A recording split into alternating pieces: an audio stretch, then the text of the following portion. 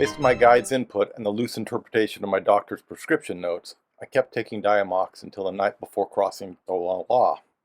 In the morning, my hands still tingled, so I'm sure I was still benefiting from the high elevation medication.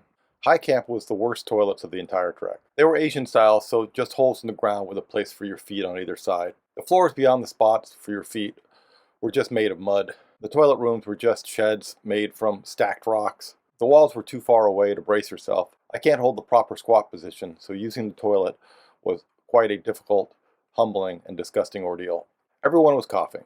Sick or not, everyone coughs at high elevation. My guide said it was called the Khumbu cough. Khumbu, part of the name, comes from the valley that's on the approach to Everest. Despite the toilet fiasco, I was able to get to the dining hall before the appointed time, 4 a.m. It wasn't open yet. I waited outside with a guy hacking up a lung. I think he was a porter. When he broke out a cigarette and started smoking, I guess I shouldn't have been surprised.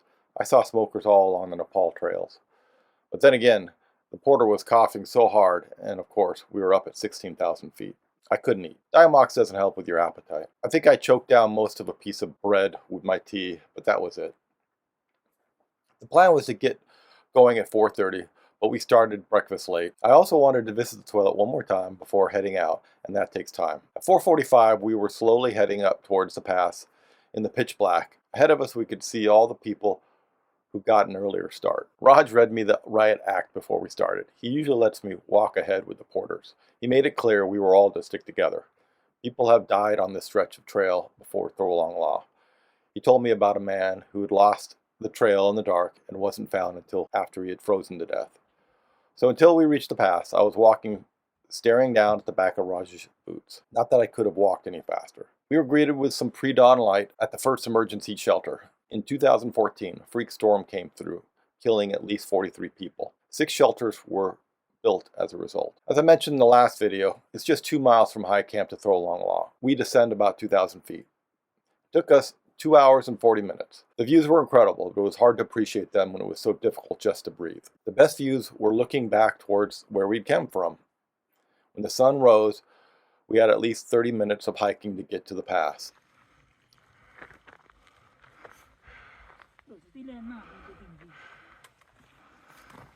One of the emergency shelters had not held up to the grueling weather of the pass. The trail flattened out as we approached the pass. When we got to the pass, I recorded a video I submitted to Good Mythical Morning. I'm David. I've been hiking the Annapurna circuit in Nepal.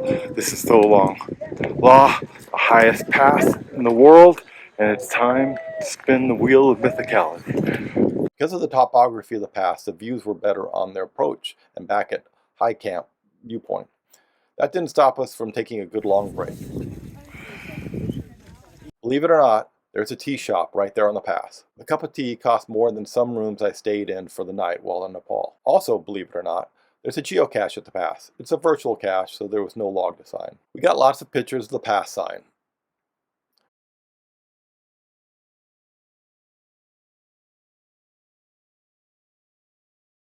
Raj took my picture as I rested and relished my victory.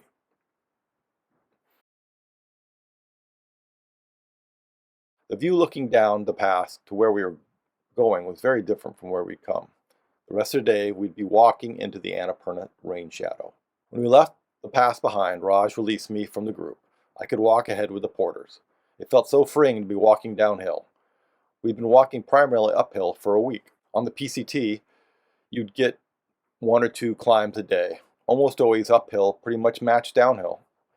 On the circuit, except for the pass day, you either walked primarily uphill or downhill all day. The bicyclist's climb finally paid off.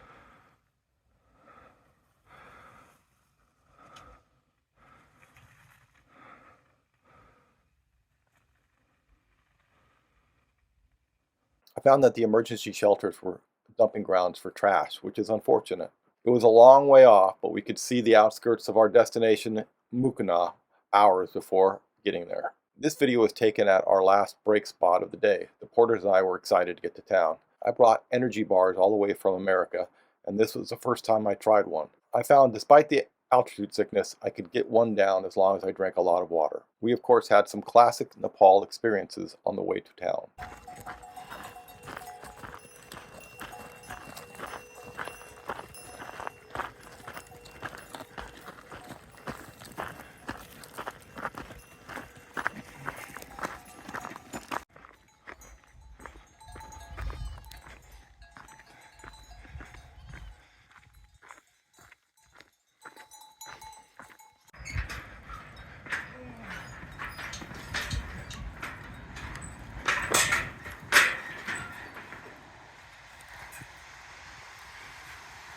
Looking back on the pass from the edge of town allows you to really appreciate the achievement.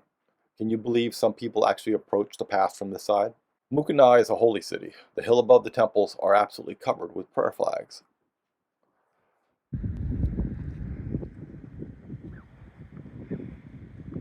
This relatively new staircase is really impressive. Research says that it has 300 steps. These steps are now how you approach the temple from town. The sign for the Hotel High Desert cracked me up. I lived in Apple Valley, California for a while, and my dad still does. One of the points of interest in Apple Valley is the High Desert Inn. At 3,000 feet, the High Desert Inn is dwarfed by the 12,000 feet of the Hotel High Desert. We got to our tea house, Hotel Best Step, a little before noon. Thanks to Justin and Uphill, I could check in right away when we got there. I hung out in the dining hall until lunch was served. I was ready to eat. I was weak at this point due to lack of calories. I had the best meal of the whole trip, water buffalo momos in a thick broth. It was so rich I couldn't finish the last of the broth and the final momo. I grabbed a shower while the rest of the crew was resting. The instructions on the shower were baffling. The please don't touch handles controlled the hot and cold water. The arrow knobs controlled the water flow to either the spigot or the shower head. When the arrow pointed right, the water went up to the shower head. When the arrow pointed left, the water went down to the spigot. I really wanted to lay down after the shower, but I knew I would regret it if I didn't go up and explore the temples before dinner.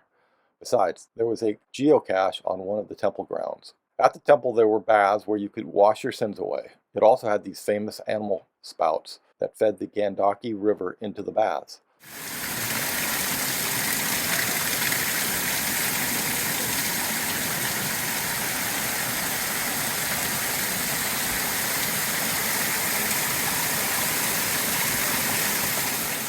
The baths and the spouts were on the Hindu side of the site. After I logged the cache, I walked over to the Buddhist side. Buddha had a great view of the city and the valley below.